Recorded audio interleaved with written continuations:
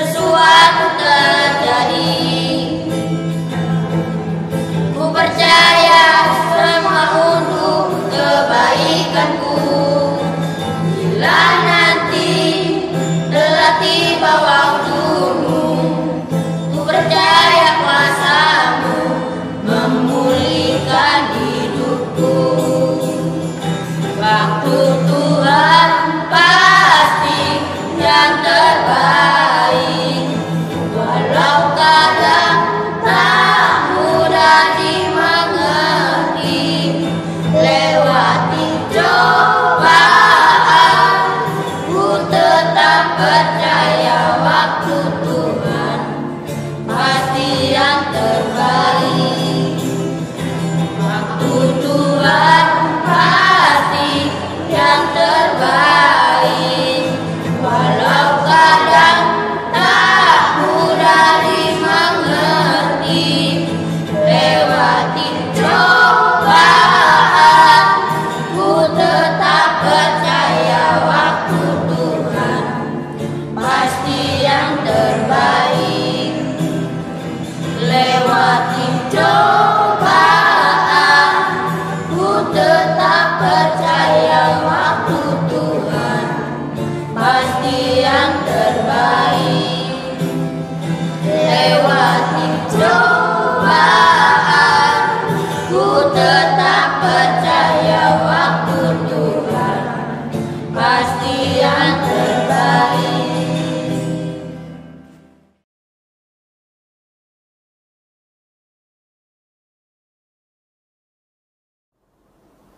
Bapak Ibu, saudara-saudari yang dikasihi Tuhan, kita akan masuk dalam pemberitaan firman Tuhan. Namun sebelumnya Bapak Ibu, mari kita siapkan bacaan kita yang terambil dari Rut pasal 3 ayat 8 sampai 15. Rut pasal 3 ayat 8 sampai 15. Jika Bapak Ibu sudah menemukannya, mari kita bersatu di dalam doa, mohon bimbingan Roh Kudus. Kita berdoa. Ya Tuhan Allah Bapa kami yang bertahta dalam kerajaan surga, kami sungguh mensyukuri Tuhan untuk kasih-Mu yang tiada pernah berkesudahan, yang senantiasa kami rasakan hingga saat ini. Terima kasih Tuhan, pada malam hari ini bersama dengan keluarga kami terkasih, kami datang kepadamu, kami hendak membaca dan merenungkan firman-Mu. Kiranya Tuhan kuasai hati, pikiran, dan pendengaran kami dengan kuasa Roh-Mu yang kudus, sehingga Tuhan fokus kami hanya pada kebenaran firman-Mu. Bersabdalah ya Tuhan, karena kami telah siap untuk mendengarkannya. Di dalam nama Tuhan Yesus kami telah berdoa. Amin.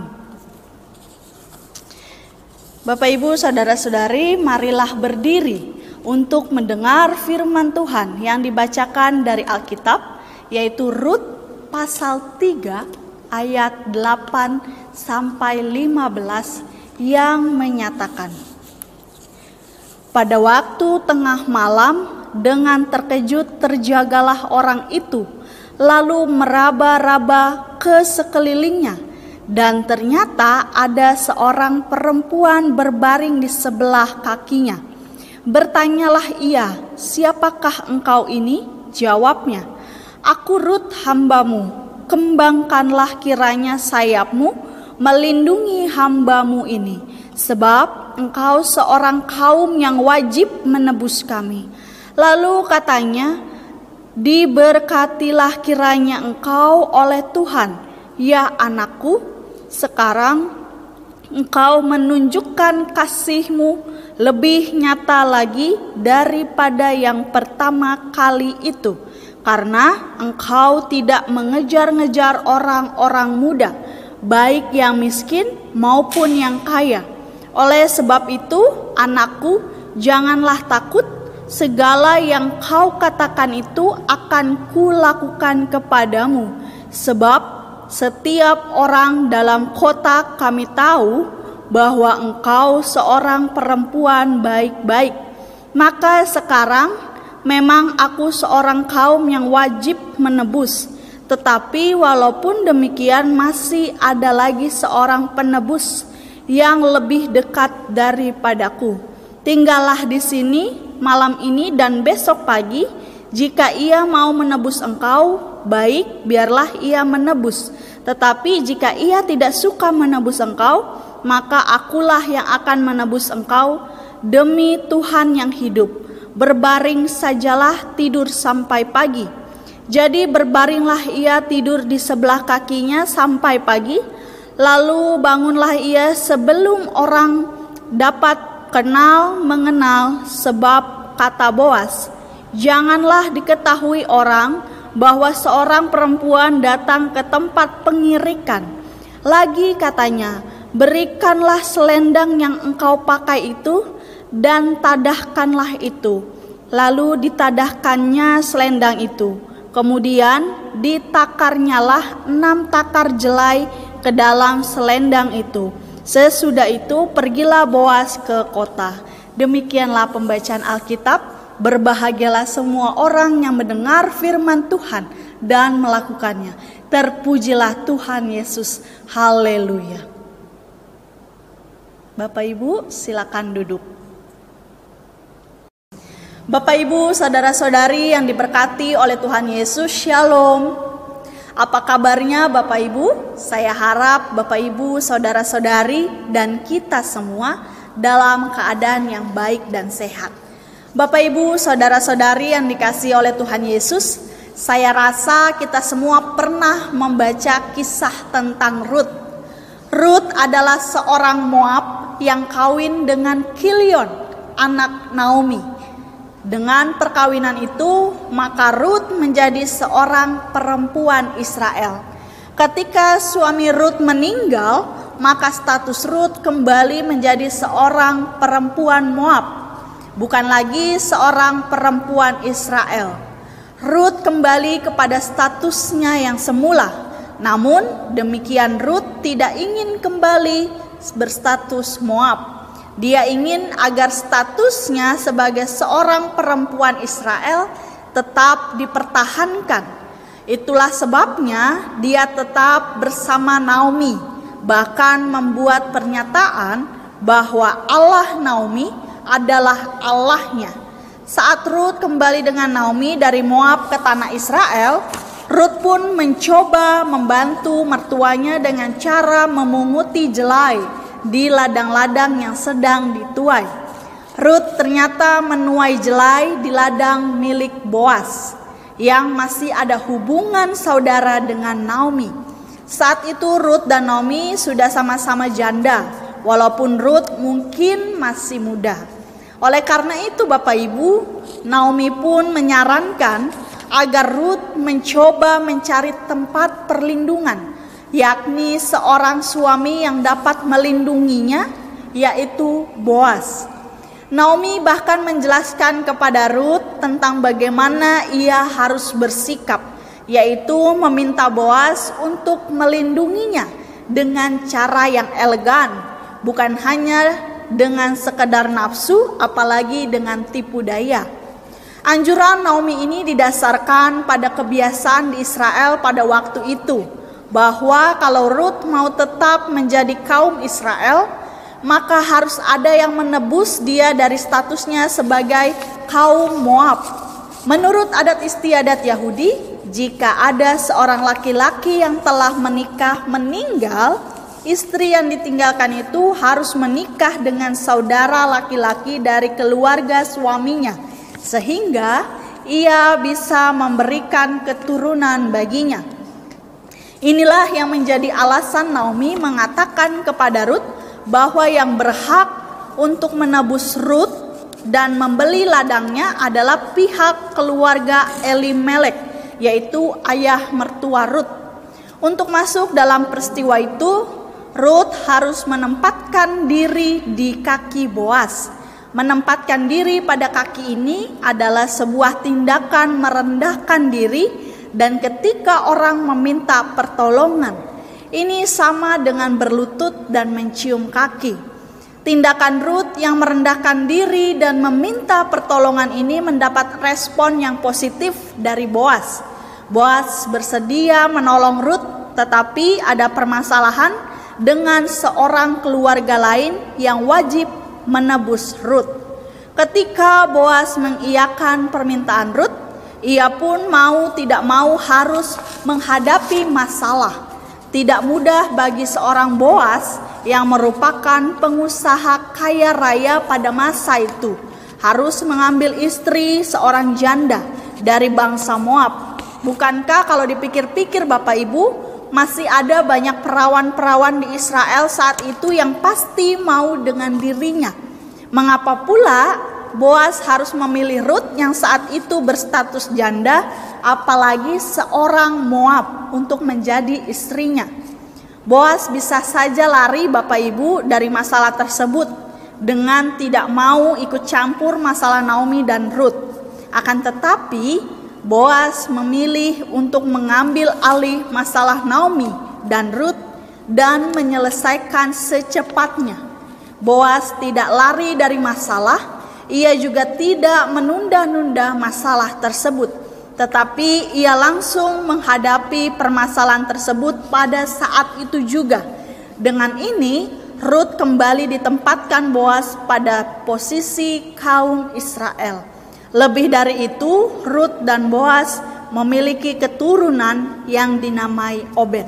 Bapak, Ibu, saudara-saudari yang dikasihi oleh Tuhan Yesus Kristus, sungguh ada banyak pelajaran berharga yang dapat kita teladani dari kehidupan Rut. Saat di persimpangan jalan, Rut membuat tindakan iman, yaitu meninggalkan akar keluarganya dan tetap mengikuti Allah bangsa Israel, Allah yang baru dikenalnya setelah menikah. Selain itu, Rut bukanlah menantu yang malas. Ia rela bekerja memungut berkas-berkas jelai di ladang Boas untuk bertahan hidup. Ia setia melakukannya meski itu perkara kecil dan hina di pemandangan manusia. Ada janji dalam Alkitab yang mengatakan demikian, maka kedudukanmu yang dahulu akan kelihatan hina, tetapi kedudukanmu yang kemudian akan menjadi sangat mulia. Itu terdapat dalam Ayub pasal 8 ayat 7. Kalau kita setia dalam perkara-perkara kecil, pada saatnya Tuhan akan mempercayakan kita pada perkara-perkara yang jauh lebih besar. Apa yang dilakukan Rut ini adalah bukti bahwa ia mempunyai integritas dan loyalitas. Bapak, Ibu, saudara-saudari, apapun masalah yang kita hadapi, masalah tersebut tidak akan selesai ketika kita mencoba untuk menghindar, bersembunyi, dan lari dari masalah tersebut. Menunda-menunda dalam menyelesaikan masalah juga hanya bersifat sementara, dan itu bisa saja akan menimbulkan masalah yang baru. Justru kita harus menghadapi masalah tersebut dan menyelesaikannya secepatnya. Sama seperti Boas yang langsung menyelesaikan perkaranya. Demikian seharusnya kita pun menghadapi perkara-perkara kita harus menyelesaikannya dengan secepatnya. Jangan takut dan gentar, karena Tuhan pasti memampukan kita menghadapi permasalahan hidup kita.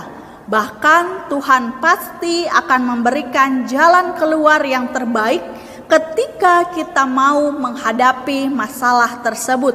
Bapak, Ibu, saudara-saudari, ingatlah bahwa Tuhan tidak hanya memberi hal yang enak-enak saja kepada kita, tetapi Tuhan juga memberikan masalah kepada kita untuk kita hadapi.